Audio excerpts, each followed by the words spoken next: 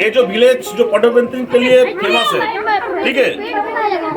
और इस विलेज से यहाँ पे जो मैडम देख रहे हैं, इनको फिलहाल राष्ट्रपति पुरस्कार मिला है 2025 में, ठीक है। मैडम ये जो पेंटिंग करते हैं, इसका एग्जीबिशन अभी तक हमारा इंडिया छोड़ के 14 देशों में हुआ है बाहर।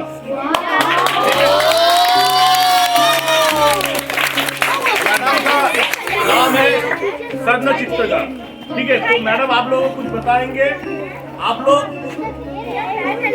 शांत होके सुनो, आपके काम में आएगा, ओके। मैम अपने पेंटिंग के बारे में बताएंगे, ठीक है, और मैम के बारे में भी बताएंगे। और ये अपराजिता फूल का जूस है, और ये जो है ये जो वल्ली